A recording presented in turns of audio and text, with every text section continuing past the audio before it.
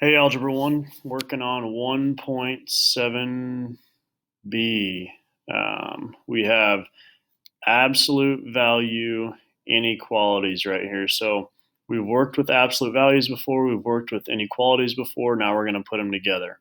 So notice on the left side here, we just have the absolute value, nothing outside of it like a 3 times or a -1 plus. We just have the absolute value. So when this is the case, when we just have the absolute value to the left side, we can split it up.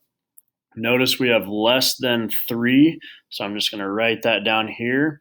But then I'm also going to negate this. I'm going to flip this to a negative, so it's -3 is less than x minus 5 is less than 3. So it's kind of like those compound inequalities that we've worked on before, where we have the absolute value part in the middle and then inequality signs on both sides. So in order to get x by itself, let's add 5 to every side. -3 plus 5 is 2.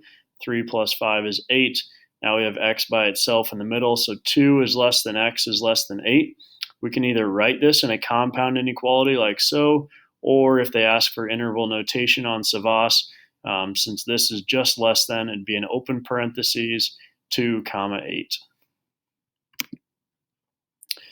Here we have the absolute value, but we also have something outside of it, so we have to move that over first. So in order to get rid of the plus 7, let's minus 7 to both sides, and now we have just the absolute value. So the absolute value of x plus 1, and then the absolute value sign, is less than 3. So since we have a positive 3 over here, let's add a -3 is less than, and then less than -3. Let's get x by itself in the middle, so the opposite of plus 1 is -1. Do it to every side. -3 minus 1, that's a larger negative. 3 minus 1 is 2. So -4 is less than x is less than 2. That's our compound inequality.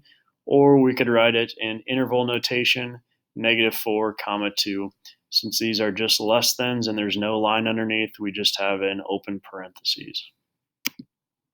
Last example. We have the absolute value, but we do have a -17 plus. So in order to get rid of -17, let's add 17 to both sides, and now we have the absolute value of 2x minus 1 is less than or equal to 13. We have a positive 13 right here, so let's add the -13 to this side is less than or equal to, notice it's the same sign as up here. We're going to add 1 to every side. So -12 is less than or equal to 2x is less than or equal to 14. Imaginary multiplication sign between the 2 and the x. Let's divide by 2. So -12 divided by 2, that's -6. X is by itself, and 14 divided by 2 is 7. So here is our compound inequality, and here's our interval notation. Notice since it was less than or equal to, we have those square brackets just like we would color in a full circle.